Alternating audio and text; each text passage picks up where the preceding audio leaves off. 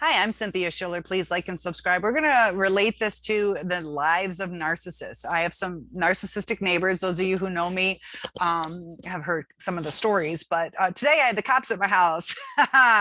So let's talk about today. What exactly happened? How do these narcissistic personalities, also the drug alteration in people's minds, affect people's lives and how extreme it can get. So there's some financial tension at this house. We'll call one of them the owner or the renter. It's the leaseholder, the vulnerable one. He's more vulnerable, and his cousin, who is grandiose, lives there as well. And then you have his mother, who does some pretty extreme drugs, and her boyfriend, who's a veteran, has like some plates in his head. So he's disabled, can get around a little bit, but he's got back pain. But anyways, they're under all this financial stress. Why are the cops at my house? Well, things got physical. That's why I tell you guys, when you are with narcissists, eventually it might get physical. So the vulnerable one is not a super physical one, but he's gotten into altercations with the grandiose one. The grandiose is like super strong, like very strong, amazing strong. And the other one is a strong male, but he's like kind of my body size, not super large, I guess.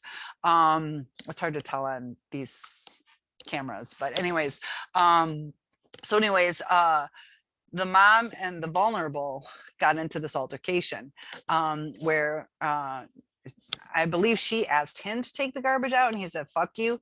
So they don't like to be interrupted. They don't like to have to do anything. The vulnerable one keeps quitting jobs. He hasn't worked. He's gone through $30,000 in a couple months just for playtime. He cashed in his retirement to do that. He's early 30s. So is the grandiose, or about the same age. So his mom is super tiny, 4'9", if that, and 76 pounds, maybe 80, super tiny. I'm 6'1". So it's really weird. We got these pictures.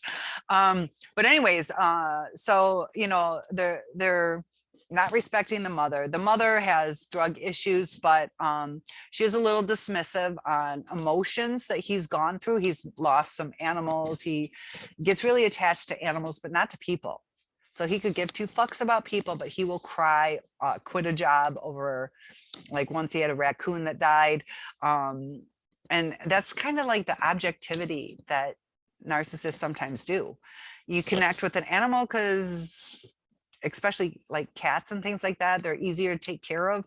Not that much work. They're there when you want them, and you don't, they just kind of roam the house. So he has some social skill problems. He won't invest in a relationship. Whether it's a girl, he's like, you got to come to my house, like screw that, I'm not going to your house. He doesn't like to drive. He's very needy. The mom is fantastic at cleaning. She, because of her drug problem, is overactive. So she's constantly cleaning, constantly rearranging things, which can be seen as a good thing, but she reorganizes everything's, you never know where it is the next day. Like, they don't just move a couch a little over or change pictures. Like, it's like full rearrangement and moving. And she's so tiny, she does all this by herself. It's pretty phenomenal what she does, though. But so she's along with the boyfriend, been paying all these bills. Grandiose puts in a quarter of the amount of the rent, but he's been without a job for a long time. Finally gets back to work, so he's kind of catching up. But mom and boyfriend have been paying everything. Vulnerable just starts getting cocky. He is drinking. Luckily his gun was stolen, but that's how irresponsible they are, the type of people that they let into their homes. So be careful, you know, be careful of who you let in your house, because I'm not being a hypocrite, I'm being honest. I have had them in my house, but not to hang out. Like, you know, if I've lent or given them, whether it's like, let's say barbecue sauce, I'm like, yeah, I got extra barbecue sauce, and they'll kind of come in my house, but they don't really hang out here. I've sat on the porch with them. I've been in their house, But be careful. You never know if people are going to take your stuff. I did let the grandiose do some laundry, but I moved my purse. You never know, especially since I do drugs. And so anyways, I call the cops. Vulnerable is saying, you know, don't call them, kick her out, don't help her, because it got physical. So I let her come into my house. So she was there today. And he's pissed off at me now because I helped her. And I'm telling him I wasn't necessarily helping her. I was keeping you guys separated. If you would have come to my house first, I would have had you in. So the cops are there. The mom's telling this whole story. And you get to see a little bit more of what really goes on behind closed doors. And I guess Grandiose likes to pee on the floor. I guess when using the bathroom, I guess he kind of shits on the toilet, just doesn't clean up. And she's like, they do it on purpose because I'm the only one that cleans. And she thinks he's purposely doing that stuff. He might be, because he's a pretty clean person. So to do that, it's kind of out of character. You know what I mean? And he drinks too, so maybe it's not thinking and aiming, I don't know. But they take advantage of her. They feel entitled they're entitled to the money. You know, the poor communication, you know, and just how angry the vulnerable got at me because, you know, I didn't help him. But it's like, I said, if you came here first, I would have helped you. And he's like, fuck that. I don't need a place to go. This is my house. And it's like, so they don't get the thing that you're trying to tell them. You're trying to say, I'm not picking favorites. I would have helped you, but she came over first and it was just to separate you. So you tell them that and they're like, fuck that. I don't need it. And it's like, you missed the point. And he, vulnerable, is very infantile, doesn't get how to raise a kid, you know, calling him faggot, you know, oh, bet your boyfriend would like that if your new shirt or some stuff like that. The kid's showing no tendencies either way, really. He's 7, but it's like teasing him, you know, and you know, that could cause issues too if he did later on come out as gay. Like he's gonna feel he can't tell the dad, and if he is straight, you know, it's probably gonna cause some issues anyways, you know, like maybe trying to prove too much that he's not, you know, even though he just wants to live his life. He's a good kid. It makes me mad. So the mom was just saying, you know, how she's always helped the vulnerable, and you know, today she said, I have no more love for him. I will never forgive him. And, you know, we talk about this black and white thinking, and they do feel emotions. I wouldn't necessarily say she's a narcissist for the full 5 out of 9, if not more. Tendencies, yes. It's probably something else, because she had a really rough childhood. You know, you do see some of the, she takes accountability. She's probably not a narcissist. She probably has anxiety, has CPTSD or stuff like that. But the 2 boys are definitely narcissists without a doubt. And you see the different scale of the vulnerable versus the grandiose, and the way they interact with each other. You know, they can throw insults back and forth. It's kind of funny. They laugh at a lot of things. The mom was saying, you know, I probably should, what'd she say, screen his television better, like make sure that when he was growing up, he didn't watch certain things. Cause she's like, I let him watch that show Jackass, where they do stupid things, and a lot of those like sometimes are pretty dangerous or damaging to things, and they laugh about it. It's like, what's the stupidest thing we can do? Can we punch our noses till it breaks, or just stupid stuff like that? Who's going to break it first? And I don't know if they did that one, but it's kind of like an example. And so she's like, I should have done that.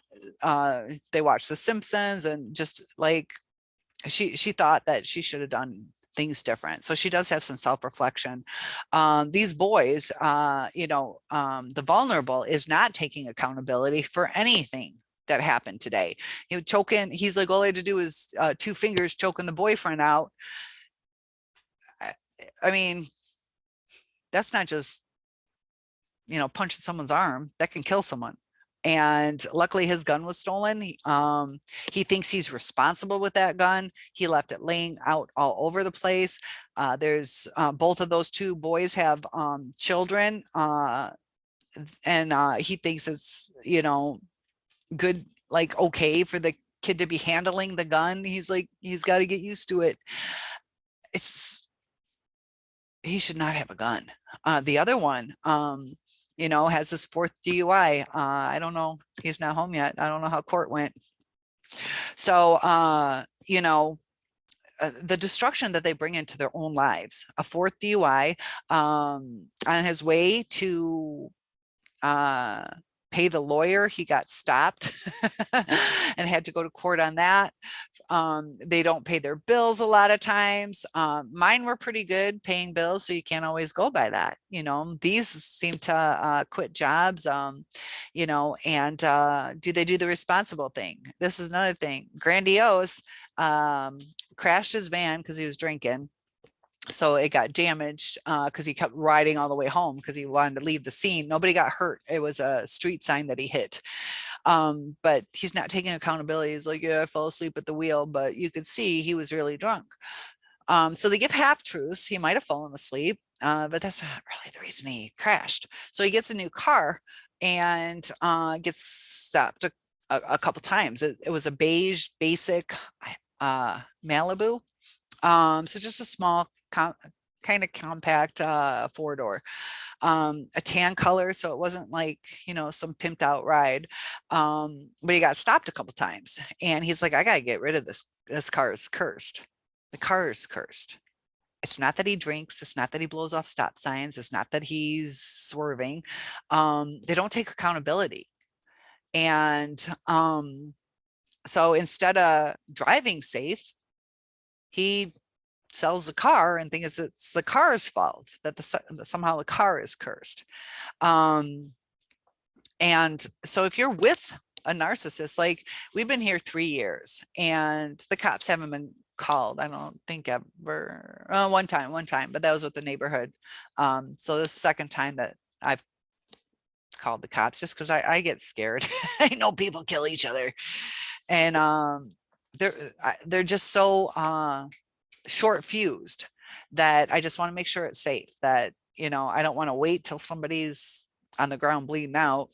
I don't care if you want to call me a rat. I don't tell on people for doing stupid shit. You know, they do drugs. I don't say anything. I don't do them, but I'm not like a rat. But if somebody's going to get hurt, people stab each other, people shoot each other. They had guns.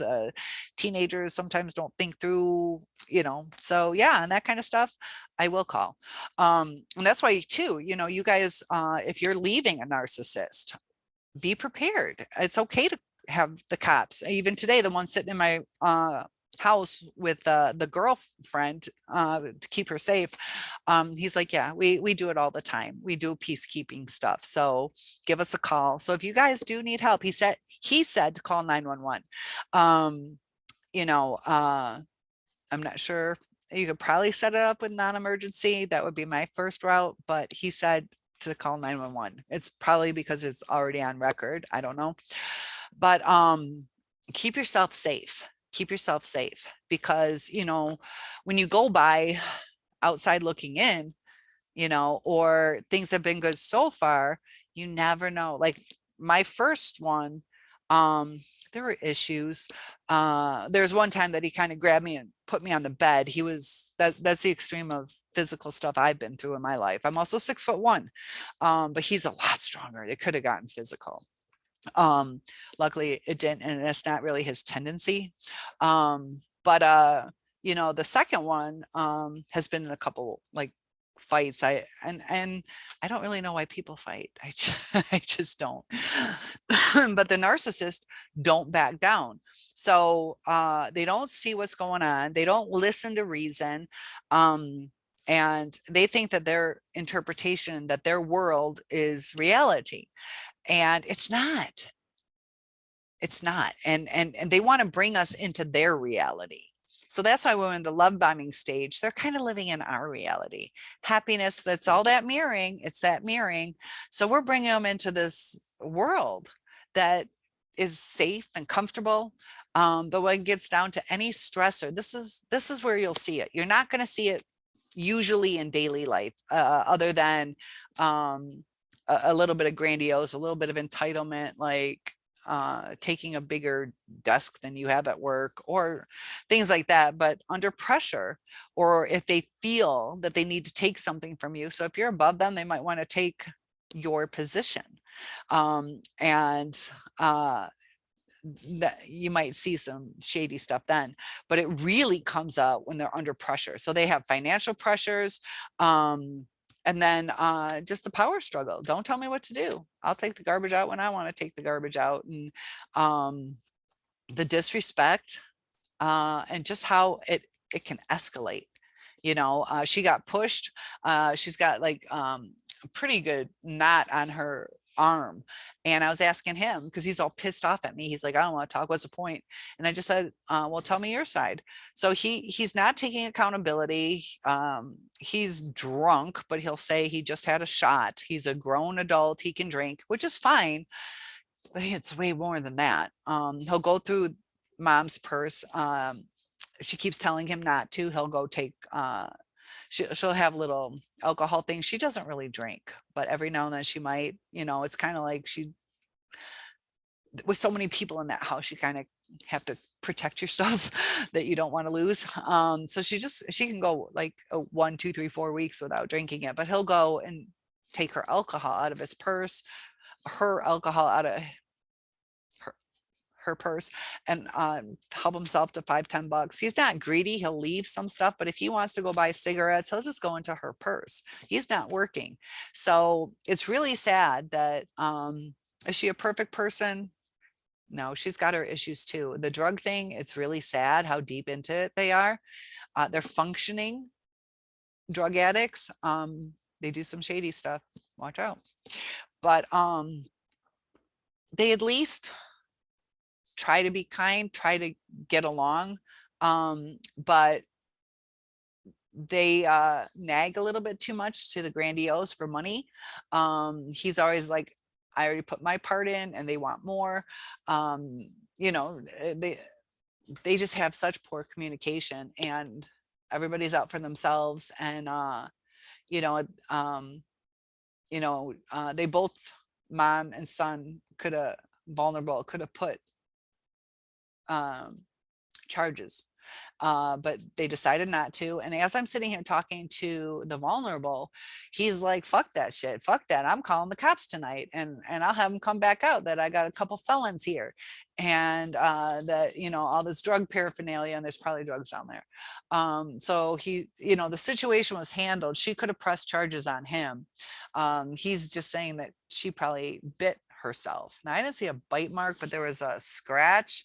So I don't know if a tooth, I don't know, but he's saying she's did it to herself, but he's also drunk, like doesn't even know that he did something. He might not have, but the way it looked, her story matches up. You know, I was teaching online and I heard screaming for about 40 minutes. So I couldn't really go out and see, and I got these headphones on, but yeah, that's why I knew it was already escalating, because it's been going for like 40 minutes. I did peek outside to see if there was actual emergency, because it's like I said, I was teaching. But he wants to ruin their lives. Okay, so she is not a perfect person, neither is the boyfriend, but they're trying to help. They're trying to keep things afloat. They're giving their all. They don't have very much, and they're giving it all to support this household. And they're so unappreciative that's like, fuck them. I'm gonna rat them out. They got felons. You know, and that's a black and white thinking. She probably has something. I don't think she's a narcissist, but I think she's more just a drug addict with maybe some CPTSD. But she didn't want him to go to jail. You know, a part of her says that, you know, it'd probably be good for him because he is such an alcoholic. He nearly died in the hospital. And he quit for like 3 weeks. So now he's back to alcohol. And if you think, take this, okay, how the vulnerable has that problem with drinking. Okay, so we're thinking, can our narcissist change? Will they, maybe with some counseling, and we can get back together and everything's going to be okay? It's like dieting. It's like quitting alcoholism. It's like doing these different things. You try it for a while and you're going to relapse. I've been lucky. I've been fairly successful for 38 years as far as the weight loss I've had, but I watch it all the time. So there can be success. There are people who have quit drinking, but in general, on average, people fail. People will fail. Good luck. Keep on your diet. You guys can do it. I can give you diet tips if you want.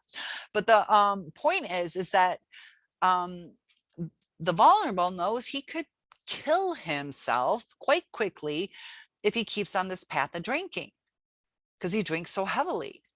And it lasted 3 weeks. I'm proud of him for doing that. He quit cold turkey. But now he's I had to go back to work today. It was his first day back at work. So that might've been stressful for him.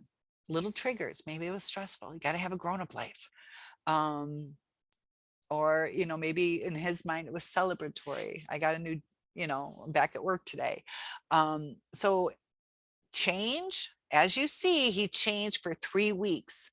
And this is what could kill him. He changed for 3 weeks for something that could kill him. And he didn't continue on.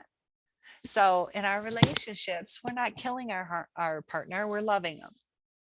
So that's not like a life-threatening thing. You have one life. You can find another female. You can find another male to be your partner. How hard are they going to try for us? How hard are they going to try? You know, and what's the success rate? I think I want to look that up. I'm going to do that. You guys are free to go, but I'm going to look up the success rate of alcoholics. And let's look this up. Sorry about my Spinosaurus class. Success rate of quitting drinking. I don't know. Quitting alcohol. Oh, usually this, I do a lot of research. It's too much. What is a success rate? 18% of recovering alcoholics achieve low risk drinking after a year. And then recovery rates are less than 36% if it's severe. So only 36% of people had some success. But let's do success rate of quitting, we'll say narcotics. What do you think about that? Because we can relate it just to, you know, the people, their ability to get off something. I wish this was easier. So a lot of times when I do research, it comes really quick. So there was a 2016 study of 700 people, 49% who quit cold turkey were off a month later. And then 3 to 5 out of 10 stay off cigarettes long term. 3 to 5% success rate. So this is just a quick little, not super in-depth thing that just kind of shows the ability of people to quit certain things. So quitting their jerkiness, quitting their entitlement, quitting their coldness, it's a challenge. And, you know, if you really want to quit smoking, or if you really want your diet to work, you have to want it. You have to want to put the effort in. You have to count calories, or you have to, you know, do portions, or just be more aware of what the calories are in the foods you consume and make wiser choices. Or quitting smoking, you have to really want it. You have to be smart. If you know your habits, if you smoke when you, well, they've kind of, I believe, changed the rules, but there's still outside things I think you can go to. But, you know, does drinking at a bar cause you to smoke cigarettes? Don't go to the bar then. You know, just have a dinner somewhere else, or avoid certain situations, you know. And narcissists, you know, they're not going to avoid interactions unless they do that silent treatment. But the success rate, you know, they have said, researchers like it's next to impossible. And they got to pretty much continue on with therapy. And that gets expensive. Are they going to want to keep investing in it? Are they going to follow the rules of, not rules, like the suggestions?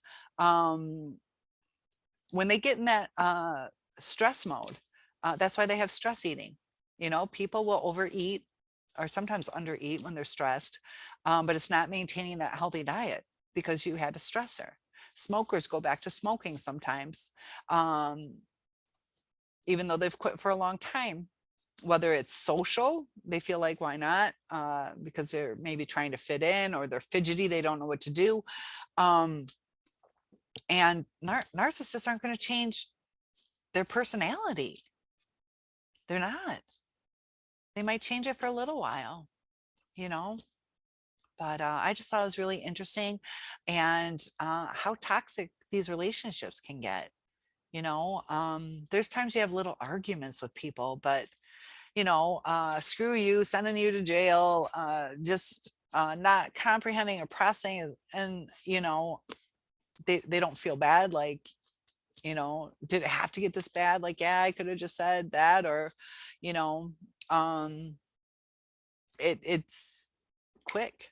It wasn't like all day long they were getting at each other's nerves. You know, there's times you're like, I've had enough, and you might kind of lose your cool. But asking somebody to take the garbage out, and then he could have just said, you know, I'll do it later, or it's your turn, but you get the fuck you, and you know, don't talk to me that way, fuck you. It's just not good. Pushing each other's buttons. And that's what narcissists love to do. Some of it's conscious at times, other times it's subconscious, you know. And just like Grandiose peeing on the floor, if that's on purpose, that's conscious. He's, you know, fuck you. And it could be subconscious. He's drunk and doesn't know. But those little flip offs, that's just their nature. That's just what's going to come out of their mouths. And those are some fighting words. So I just thought it was an interesting perspective. But one of the cops looked like a high school boyfriend of mine. So it was a nice little day. I'm just kidding. But topic requests are welcome, and I will see you guys in the next video.